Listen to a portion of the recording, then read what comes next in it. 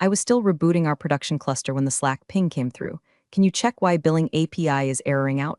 That was message hash 74 for the day. I hadn't slept in 2 nights. My eyes were fried, throat dry from vending machine coffee, and I was sweating through my company hoodie like it was the final round of Survivor. Infrastructure Edition. Why? Because our tech lead, the one with actual IAM access, had rage quit mid-deploy after a shouting match with the CTO about Kubernetes costs. He'd nuked his own tokens and vanished like a fart in a hurricane. And with the CTO too busy booking his crypto keynote flights, I was left holding the infrastructure duct taped together with Bodo 3 scripts, personal keys, and the sheer willpower of a woman done being polite. For 5 straight days, I spun up auto-scaling groups from scratch, juggled failed deployments like flaming chainsaws, and stopped one particularly nasty billing loop that would have racked up a $40K charge in 6 hours. There were no thank you messages, just more Jira tickets spawning like roaches in a Waffle House kitchen. On the 6th morning, when the last error cleared and I finally re-enabled alerts, I scheduled a meeting with the CTO. Not to gloat, not even to vent, just to ask for a raise, something fair, something modest. Compensation for shouldering the digital equivalent of a hostage situation, while the rest of the office played ping-pong and argued about what kombucha flavor to restock. I walked in, wore my best blazer over the company tee, and laid it all out. I explained how I'd maintained uptime, debugged broken Terraform pipelines, and even migrated legacy endpoints to stop data leaks. I showed him the graphs, flatlined error rates, optimized latency, a dip in our S3 costs. All stuff the VC board would high-five over. And he looked me dead in the eye, sipped his iced oat milk whatever and said, "Your contribution was minimal," just like that, no smirk, no irony, like I'd brought him cold fries. I felt something physically shift in me, not break, not snap, just reroute, the way you redirect a bad DNS entry. You don't scream, you don't cry. Simply update the record and move on. So I nodded, said thanks for your time, walked out, closed the meeting room door gently like a sniper zipping up a case. That afternoon, I submitted my 2 weeks' notice. No Slack drama, no LinkedIn tantrum post. Just a calm farewell message that said, appreciate the learning experience.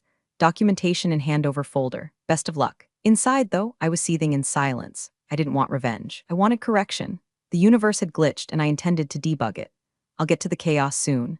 But hey, if this kind of story makes your blood boil and your inner underdog cheer, consider hitting that subscribe button. I'm trying to hit 10,000 subscribers for the first time ever, and your click is the digital high five I desperately need. Because this story, it's just getting started. The official IAM request form was broken. Ironic, right? One system we needed to onboard AWS roles during a crisis was routed to a SharePoint black hole, guarded by a 403 error, and a ticket queue manned by ghosts. Meanwhile, our CI/CD pipelines were hemorrhaging errors like a slashed artery, and half the engineering team was too scared to touch production without the tech lead's blessing he'd taken with him when he stormed out with his monitors and a bottle of desk whiskey. I did what I had to do. I used my personal AWS root account. Yeah, the one I'd set up back in my freelancing days. The one with no billing caps, no budget alarms, no org-level policy governors to strangle deployments. Just raw, unthrottled authority. I spun up EC2s across 3 regions, rehydrated RDS backups from cold storage, launched auto-scaling groups, rebuilt VPCs, and rewired half our microservices stack. All on my dime, all to save their ass. The alternative was watching our core product die a public death while our investors refresh status dashboards with rising dread. And guess what? Nobody even noticed. No one asked, hey, why are these new instances tagged with your old consulting alias? Or why do these Lambda roles trace back to an external email? They were too busy clapping at my uptime like it was a halftime show, not a frantic one-woman operation fueled by adrenaline and spite. After the firestorm settled, I tried to fix it the right way.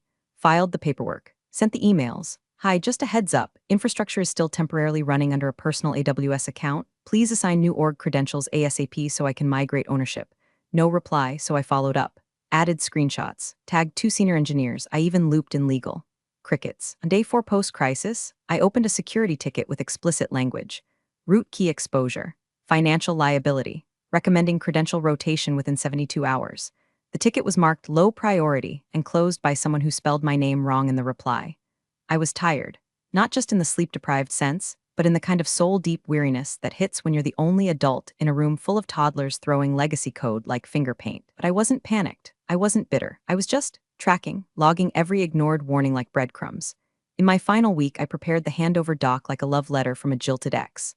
I didn't hold back. There were explicit warnings about billing volatility, credential ownership, potential exposure to runaway resource creation, and an entire appendix titled, Why Using Personal AWS Accounts is a Bad Idea, and why you're still doing it. The response, a comment in Confluence. This feels a little paranoid. Paranoid. Not thank you, not duly noted, not even will review. Just a digital shrug from a CTO who thought cloud cost caps were optional and documentation was something interns did to look busy. By that point, I'd stopped hoping for recognition. What I wanted now, no, what I designed for, was inevitability. Because if there's one thing I know about unmanaged root keys on personal billing accounts, they never stay quiet forever. My last day felt like a bad improv sketch held in the break room. They got me a cake, store-brand vanilla with "Will miss you," piped in blue icing like a lie told by a toddler. The frosting was already crusting under the fluorescent lights, and someone had forgotten to bring plates. We were all eating slices off napkins that soaked through after the first bite. The card made the rounds that morning. You could tell who signed it before coffee and who signed it after someone reminded them I was leaving. "Good luck," scribbled next to keep in touch, next to one from the office manager that just said, in pink ink. The CTO didn't sign. He wasn't even there. Word was he had a lunch meeting with potential strategic partners. Translation, trying to pitch our flaky backend as a scalable product. No speeches, just awkward smiles and small talk about where I was going next. I lied and said I was taking time off. The truth would have been too radioactive, too real. I cleaned out my desk like a ghost packing up her own crime scene.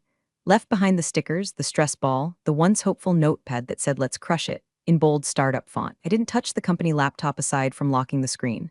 I left all my credentials intact, all the documentation up to date. Every last shell script, every Terraform state file, every Slack integration I'd ever patched into functionality with digital duct tape. I didn't delete a single thing because I didn't need to. There's a myth about revenge that it needs to be loud, dramatic, soaked in gasoline, and lit with a smile. But the most satisfying kind. It's quiet, surgical. You walk out with clean hands and a smile that doesn't quite reach your eyes, knowing the mechanism is already humming beneath their feet. All you have to do is leave it be. As I stepped into the elevator, holding a brown cardboard box that contained little more than a coffee mug and my dignity, a junior dev ran up and said, "Hey, I just wanted to say thanks. For, everything. I know you held the place together during the meltdown." I nodded. "Just doing my job," he frowned. "Seriously though, you sure everything's set up for next week?" With the regional deployments, I smiled. "Everything's documented. The doors closed." Walking to the parking lot, the breeze felt different. Colder, like the building had exhaled me out for good. I didn't feel regret, not pride either. Just a strange, clinical calm. Like finishing a long line of code you know no one will ever understand, but one day. You'll feel it when it runs or doesn't. I tossed the box on the passenger seat and started the car. The dashboard flickered the same way it did every winter morning. I stared at it for a moment. It reminded me of them. Flickering, cracked, barely hanging on, and already too late to fix. On the second morning after I left, the office finance manager, Becca, poor soul, opened her inbox to find a billing anomaly alert from AWS. She wasn't the panicky type. $200,431.76 wasn't a number you could write off with a whoops. Especially when the breakdown showed explosive EC2 expansion across US East 1, US West 2, and a curious footprint in App Southeast 1, where we didn't even have active customers. Becca forwarded the alert to engineering with a subject line that read, in all caps, "Urgent, Oz charges exploding." It was 9:13 a.m. By 9:28, the devs were huddled in the war room like kids trying to explain a broken vase before mom got home. The head of platform engineering pulled logs. The SRE contractor rechecked his IAM audit trail. None of the usual suspects matched the activity. No credentials listed in the billing report matched active org-level keys. No recent permission changes. It was like the infrastructure was being run by a ghost in the shell, one who had root, carte blanche, and zero budget constraints. The CTO didn't show up until almost 11, walking in with his usual coffee shop swagger, wearing a Patagonia vest like a tech startup battle flag. Becca confronted him mid-sip. "This is real," she said, eyes wide behind smudged glasses. "This is very real. The next cycle could hit 500,000. He waved her off like she just suggested turning off dark mode. AWS billing systems glitch all the time. Their estimate models aren't gospel. Chill. By noon, a second bill projection came in. $612,024. And this time there were new resources launched, massive compute instances with dedicated GPUs, spot instances flipping in and out of the pool like a machine learning org playing musical chairs with someone else's wallet. The war room turned into a bunker. They tried freezing account activity. Nothing changed. They checked IAM logs, still nothing. Every known credential came back clean, idle, compliant. Yet the machines spun on, their engines humming thousands of miles away, crunching phantom data and draining the company's bank account like a digital vampire. Panic seeped in like a gas leak. Silent at first, then screams. Someone finally pulled up my final handover doc. Page 6, paragraph 3. Bolded, all AWS infrastructure currently running on my personal AWS root account pending migration. If not resolved, billing will route through my account with no enforced spending limits. The CTO skimmed it, tossed the printout on the table like it was radioactive.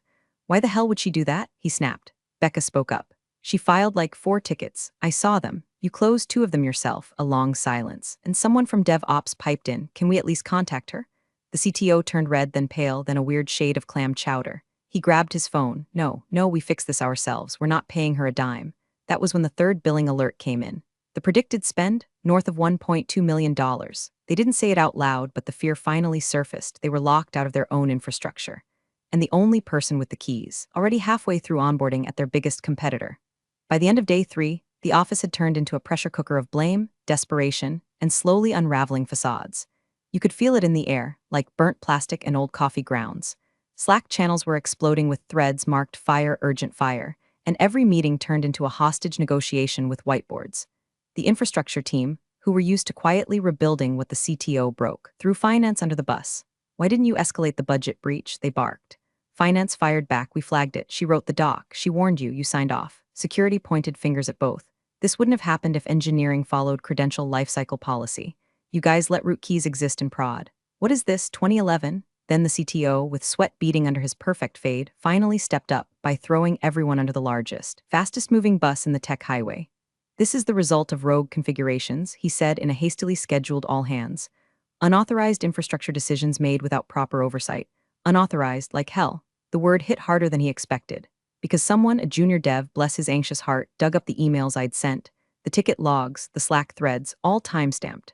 All polite, professional, increasingly urgent. Paper trail was as clean as my final commit history. She told them, over and over, in writing, but instead of admitting failure, they twisted it.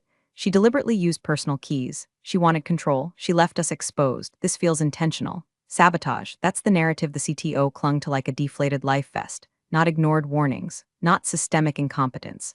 Just a tidy little scapegoat story he could spin for the board, assuming the board didn't already know how deep the disaster ran. Legal got looped in. HR pretended not to be involved. Meanwhile, engineers tried every trick they knew, revoking access, cross-account role assumption, even spinning up temporary credentials to forcibly detach resources. Nothing worked, because those instances, those databases, that load balancer cluster routing all their customer data, they weren't connected to their org. They were running on mine. My root key, my billing account, my regions, my IAM rules. The machines obeyed no command but mine, and I hadn't given one since I walked out with a slice of stale vanilla cake. At one point, they tried tearing everything down manually. But AWS isn't a pet project you can just unplug. Every region had dependency chains like a hydra. Kill one head, 3 more spawned. DNS lagged, load balancers flared up. Auto-healing kicked in like a stubborn ghost with backup plans. And no one, not one single person left, knew the full architecture. Because I hadn't built it for them.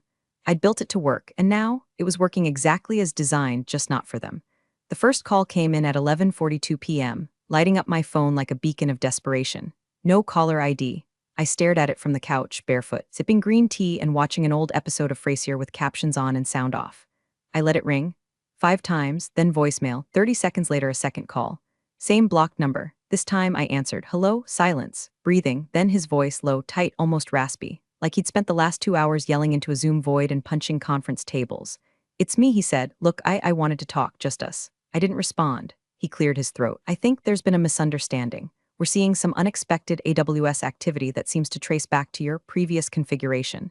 No one can shut it down. Billings, well, it's gotten out of hand. I adjusted the blanket on my legs. Sounds stressful. Look, we're not trying to accuse you of anything, but the board's breathing down my neck. Legal wants answers. Becca from finance is crying in the break room. You're the only one who knows how the architecture works. If you could just walk us through it, I can help, I said. He let out a sharp, exhaled thank God and launched into a ramble about collaboration and resolution and not letting this minor billing hiccup turn into a major incident. I cut in. My rate is $25,000 per day. Silence, excuse me, plus a $250,000 non-refundable retainer wired to my business account before I touch a keyboard. You've got to be joking. You called me, at midnight on a weekend, with a $1.7 million fire you can't put out because you ignored a year's worth of warnings. So no, I'm not joking. He started to sputter. We were not a Fortune 500 company, okay? That's an insane number. Then I guess you better start selling off monitors. You've got, 70 engineers? Maybe ask each of them what minimal contribution looks like now. A long pause, then the crack I'd been waiting for. His voice dropped to a whisper, raw and shaking. Please, just tell me what you want. I smiled, not gloating, not smug, just done, I want what I've earned. That's it. And then I hung up. 50 minutes later, the wire confirmation came through. Subject line, retainer emergency consulting attached note. Let's work together and move forward. I forwarded it to my lawyer, logged into my secured AWS panel, and began preparing the access handoff. But I wasn't going back. Not really. Because the person who just paid me $250,000 to fix what he refused to listen to, he still had no idea I hadn't even opened the real invoice yet. Elevator doors slid open at 8:02 a.m. sharp. I stepped out dressed for war, black blazer, crisp slacks, no logo tee, no backpack. Just a leather folder under one arm and the kind of expression you wear when you've already won and just showed up for the trophy. The office was quieter than usual. No ping-pong clacks. No espresso grinder shrieking in the kitchenette. Just hushed voices and keyboard tapping that sounded like guilty confessions. Pushed all hands to 10 a.m. and canceled 3 product demos already. Everyone moved like they were waiting for Judgment Day, and I was walking in with the tablet and commandments. Becca met me at the door, eyes puffed and apologetic. Thanks for coming. Really, I don't know what they were thinking. It's okay, I said, though it wasn't. They'd cleared a conference room and filled it with every title that mattered. CTO, VP of Product, Head of Security, Legal Rep, and the CEO himself, suddenly in the building for the first time in weeks. They sat like jurors, unsure if I was there to save them or sentence them. I didn't make small talk. I opened my folder, slid out a printed AWS billing report with red ink circling the latest figure, $2.13 million. Then I placed my laptop down, connected to their guest Wi-Fi, and said, I'll need read access to your current IAM policies and security groups. I'll walk you through the next steps. The CTO tried to ask something, I didn't let him finish. You paid for a solution, let's not waste time. It took 4 hours, that's all. 4 hours to isolate the legacy stacks I'd launched, mirror them into a fresh environment under their billing account, export the config, kill the auto-scaling loops, migrate the DNS, and set up a freeze to stop them from spinning up anything else without triple approval. No drama, no hacks, no keyboard theatrics. Just clean, professional unbinding, one thread at a time. They watched like zoo animals seeing fire for the first time. Quiet awe, mixed with the gnawing shame of knowing it all could have been avoided with one credential transfer. By noon, the fire was out. Final confirmation came in from AWS. All resources under personal account successfully terminated. I packed up my folder. Thank you, the CEO said. We'd like to discuss ongoing. I raised a hand. I'm not staying, he blinked, but the environment is still fragile. We could use someone like you on a short. I opened the door and gestured. A man in a tailored navy suit stepped in. Clean shave, confident smile. Placed a contract envelope on the table with the same casual grace someone might drop a chess piece before saying checkmate. This is the consulting transfer agreement, he said. Going forward, she'll be working with us, but we're happy to offer cross-organizational guidance under NDA, of course. The CTO's face drained like someone had unplugged him from his last defense mechanism. He recognized the logo on the envelope. So did the CEO. Direct competitor. Faster, better funded, ruthless in all the right ways. I turned to the CTO. Since my contribution was so minimal, I figured I'd find somewhere that values minor efforts. Then I walked out, heels clicking across the cheap carpet tiles like a metronome of revenge. The door closed behind me with the soft hiss of poetic justice. And just like that, the woman they dismissed as a support role had just brokered their surrender. Not with sabotage, not with lawsuits, but with competence and the right offer from the wrong side. The fallout came fast and loud. First was the AWS bill, finalized, irreversible, and brutal. The total, $2.94 million, just shy of what it would have cost to properly staff a senior DevOps team for 3 years. Finance tried to negotiate. AWS politely reminded them that ignorance is not a refund policy. Legal muttered something about possible indemnity, and the board started asking questions like, what do you mean we don't know who had the keys? Second came the headlines. A tech blog picked up the story via a whisper from an ex-intern. Startup burns millions in cloud overages due to internal mismanagement hit the front page of Hacker News before lunch. By dinner, the bigger outlets had latched on. The CTO gave a statement full of vague corporate deflection, but it didn't matter. The subreddits were already memeing him into oblivion, pasting his head on exploding data centers and tweeting it with the hashtag #minimalcontribution. But the third blow, that one hurt the most. It started with quiet exits. A backend dev here, a QA lead there. Then the head of platform engineering put in his notice with a polite one-liner. Looking forward to my next chapter. No details, just clean departure energy. By the end of the quarter, nearly 40% of their senior technical team had walked, many of them straight into open roles at my new company. I didn't recruit, I didn't have to. Word travels fast when trust dies slow. And then came the announcement. My new employer held a sleek little virtual launch. No flash, no bravado. Just a quiet reveal of a next-gen scalable SaaS engine that, to anyone watching closely, looked eerily familiar. Same service offerings, same endpoints, same feature set, except it worked. Faster, smarter, cheaper. Same bones, new soul. I wasn't on camera. I didn't need to be. But every line of that system hummed with my fingerprints, the architecture I'd birthed under pressure, refined in silence, and finally liberated from people who thought engineering was something you yelled into existence. A few days after the launch, a package arrived at my desk. Simple brown box. Inside, a massive fruit basket, artfully arranged, packed with everything from blood oranges to imported chocolate-covered blueberries. Sitting atop it was a small white envelope. The card read in black ink and perfect penmanship. Minimal contribution? I disagree. No signature, didn't need one. I placed the note next to my monitor and sat back in my chair. Outside, the city moved on, indifferent and eternal. In the distance, someone else was probably booting up a new cloud stack, oblivious to the cost of arrogance. But me, I wasn't angry anymore. I was billable. Thanks for watching, you cubicle warriors. Hit that subscribe button. Unless you're my old boss, then you're on your own. Revenge of the coffee pot strikes again.